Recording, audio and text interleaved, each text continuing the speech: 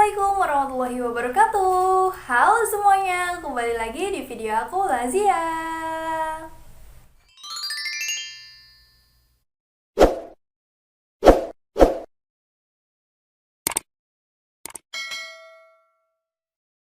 Halo, setelah kemarin aku membahas tentang SPAN PTKIN. Nah, sekarang aku akan membahas tentang fakta-fakta SPAN PTKIN yang harus banget kamu tahu.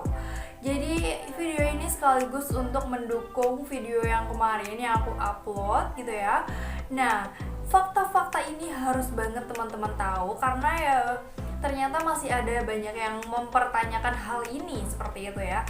Nah, apa aja fakta-fakta yang akan aku share di video ini? Langsung aja stay tune. Nah, yang pertama adalah tentang seleksi. Oke, jadi seleksi SPAN PTKIN ini harus dilakukan secara urut ya, dimulai dari sekolah, menginput data-data sekolah, terus data-data siswanya. Nah, setelah itu baru siswa yang mendaftar. Jadi nggak bisa kebalik ya, siswa dulu lalu sekolah gitu ya. Jadi harus urut, jadi dari sekolah lalu ke siswanya, seperti itu. Kalau sekolahnya tidak mendaftarkan diri mereka, tidak mendaftarkan sekolahnya ke SPAN PTKIN, otomatis siswanya itu nggak bisa daftar SPAN PTKIN gitu ya. Jadi buat teman-teman yang mau daftar SPAN PTKIN harus tanya ke sekolahnya dulu nih, follow up. Terus teman-teman cari tahu jadwal-jadwalnya kayak gitu ya, dan pendaftarannya tuh kapan kayak gitu ya. Soalnya kalau dulu di sekolahku itu nggak ada pendaftaran SPAN PTKIN gitu. Jadi buat teman-teman yang sekolahnya nggak terbiasa mendaftarkan dirinya ke SPAN PTKIN, teman-teman bisa itu bilang ke sekolah gitu ya untuk mendaftarkan ke SPAN PTKIN seperti itu, supaya teman-teman bisa daftar SPAN PTKIN. Nah, dalam SPAN PTKIN itu juga tidak ada sistem blacklist bagi teman-teman yang tidak mengambil atau tidak daftar ulang setelah diterima di PTKIN. Tapi teman-teman, ada sanksi tersendiri, yaitu akan lebih sulit atau akan lebih susah untuk lolos dalam jalur SPAN PTKIN. Jadi kayak lebih disaring lagi nih, hati-hati nih sekolah ini nanti ditolak lagi kayak gitu ya. Udah dikasih kesempatan kok malah ditolak gitu ya. Jadi buat teman-teman yang mau daftar SPAN PTKIN atau SNMPTN juga itu benar-benar harus yakin sama jurusannya, sama universitasnya tuh benar-benar harus yakin, karena ini kesempatan yang benar-benar nggak bisa diabaikan ya, nggak bisa disia-siakan. Jadi benar-benar jangan coba-coba ya, jangan kayak main lotre gitu ya, coba-coba deh, kalau keterima alhamdulillah, kalau enggak ya nggak apa-apa kayak gitu. Jadi ini benar-benar buat kayak kompetisi gitu ya, kalau misalnya menang ya kamu juaranya gitu. Jadi benar-benar persiapkan dulu jurusannya dan universitasnya apa. Nah, buat ya teman-teman yang bingung, masih bingung milih jurusannya apa ya kira-kira, aku pernah bikin tips milih jurusan ya, bisa dibuka langsung ya nanti videonya. Di situ akan pikiran kamu insya Allah akan terbuka lebar tentang bagaimana kamu memilih jurusan. Kenapa milih jurusan itu jadi penting banget ya, karena ini tentang apa yang akan kamu laksanakan. Dan biasanya teman-teman yang tidak mengambil SPAN PTKIN itu karena dia tidak cocok sama jurusan yang dia pilih saat daftar SPAN PTKIN. Jadi buat teman-teman, please banget kalau yang ikutan tuh bener-bener yang niat, karena banyak teman-teman di sana yang pengen ada di posisi kamu ya, yang mendaftar dan keterima nggak diambil, kan sayang, kasihan teman-teman yang lain.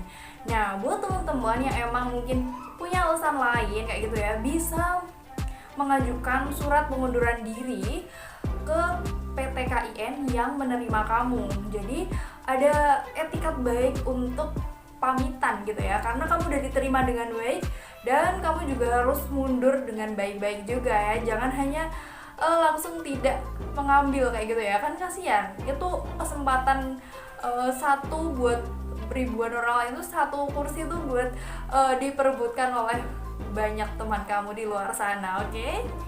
Fakta yang selanjutnya adalah tentang peserta. Nah, siapa aja yang bisa ikut SPAN PTKIN itu adalah dari kelas 12 yang mendapat rekomendasi dari kepala sekolah dan berasal dari SMA, SMK, MA, MAK, atau pesantren muadalah. Nah, buat teman-teman, jadi nggak ada yang menutup kemungkinan buat daftar di SPAN PTKIN ya. Buat yang tanya, apakah gap year masih boleh daftar SPAN PTKIN, Kak? Nah, jawabannya tidak boleh ya teman-teman, karena hanya kelas 12 pada tahun itu gitu ya. Misalnya pembukaan SPAN PTKIN pada tahun 2021 ya, yang kelas 12 pada tahun 2021 itu gitu. Jadi nggak boleh, yang kelas 11 juga nggak bisa daftar dulu ya, sabar-sabar. Dan buat yang gap year, teman-teman nggak bisa ikut SPAN PTKIN lagi, teman-teman bisa ikut UM PTKIN ya, tenang aja karena masih ada jalur seleksi lain, oke? Jadi SPAN PTKIN itu khusus untuk yang lulusan baru ya, fresh graduate, oke? Nah, setelah itu akan muncul lagi pertanyaan, apakah hanya kelas 12 yang jurusan apa gitu ya. Nah, buat teman-teman yang mau daftar SPAN PTKIN itu boleh semua jurusan boleh daftar di SPAN PTKIN, asal yaitu tadi yang di awal, fakta yang di awal tadi, sekolahnya mendaftarkan diri sekolah dan diri teman-teman ke SPAN PTKIN, itu bisa daftar ya teman-teman. Oke, terjawab ya fakta tentang peserta. Nah, untuk fakta selanjutnya adalah tentang program studi. Apa aja faktanya kira-kira? Nah, untuk pilihan program studi dalam SPAN PTKIN itu ada 4 ya teman-teman. Jadi 2 program studi di masing-masing PTKIN. Nah, sedangkan di SPAN PTKIN itu memberi kesempatan untuk teman-teman daftar di 2 PTKIN. Dan masing-masingnya itu bisa daftar 2 prodi. Jadi misalnya nih, teman-teman daftar di PTKIN UIN Sunan Kalijaga. Nah, teman-teman bisa pilih 2 prodi dalam PTKIN itu. Nah, selanjutnya pilihan kedua teman-teman di PTKIN UIN Sunan Gunung Jati Bandung gitu ya. Misal ya, ini misal. Nah, teman-teman juga bisa pilih 2 program studi di UIN Bandung. Jadi bisa 4 ya teman-teman, 4. Nah, buat teman-teman nih harus banget pakai kesempatan SPAN PTKIN ini untuk menuju ke prodi impianmu dan PTKIN impianmu pastinya.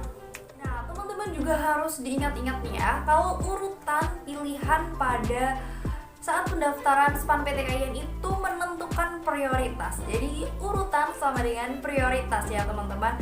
Jadi SPAN PTKIN itu atau panitia pelaksana itu menganggap kalau teman-teman milih Univ UIN Sunan Kalijaga di pilihan pertama, berarti itu adalah prioritas yang tinggi di jurusan PTKIN itu dan jurusan-jurusan itu kayak gitu ya. Nah, yang pilihan kedua juga prioritas selanjutnya. Jadi buat teman-teman, jadi bener-bener ya untuk menentukan pilihan di pilihan pertama dan pilihan kedua. Soalnya biasanya ada UIN atau PTKIN yang nggak mau di nomor 2 gitu ya. Dia maunya tuh yang di pilihan pertama gitu ya. Jadi teman-teman harus bener-bener jeli di dalam pemilihan dan pengurutan pilihan yang teman-teman pilih untuk mendaftar gitu. Nah, pasti dalam benak teman-teman, apakah di SPAN PTKIN itu menerima dan membuka peluang untuk lintas jurusan? Nah, boleh banget lintas jurusan di SPAN PTKIN karena SPAN PTKIN juga membuka dari SMA, SMK, MA, MAK, dan pesantren muadalah. Jadi buat teman-teman terbuka lebar ya di SPAN PTKIN itu boleh lintas jurusan. Dan di SPAN PTKIN itu yang biasanya dibuka adalah prodi-prodi umum. Jadi seputar Soshum tuh banyak banget ya. Untuk prodi-prodi yang dari jalur Soshum itu lebih banyak dari yang prodi di jalur IPA kayak gitu. Untuk di jalur IPA itu biasanya ada pendidikan matematika, pendidikan yang berbau-bau IPA, ada fisika, kimia, biologi, terus sistem informasi. Nah, teman-teman kalau daftar di jurusan-jurusan tersebut atau prodi-prodi tersebut itu bisa menggunakan jalur IPA gitu ya teman-teman. Nah, jadi buat buat prodi-prodi lain itu otomatis udah soshum gitu. Nah jadi gitu ya, di SPAN PTKIN itu membuka lebar untuk lintas jurusan. Nah tapi untuk peluang lulusnya ya tetap dipertimbangkan oleh panitia pelaksana SPAN PTKIN. Bisa dari prestasi kamu, bisa dari nilai raport kamu, dan raport dari sekolah gitu ya. Dan sekolahnya tuh punya raport baik nggak sih di panitia pelaksana SPAN PTKIN begitu ya. Jadi kayak akreditasinya juga dinilai. Jadi banyak banget kriteria penilaian yang ada di SPAN PTKIN. Nah itulah dia tadi fakta-fakta penting yang harus banget teman-teman ketahui tentang SPAN PTKIN. Nah jangan lupa untuk terus berdoa dan berusaha ya teman-teman. Dan jangan lupa jaga kesehatan ya. Oke, jangan lupa minum air putih yang banyak dan menjaga kebersihan. Oke, sekian video dari aku, semoga bermanfaat. Wassalamualaikum warahmatullahi wabarakatuh. See you on my next video. Bye.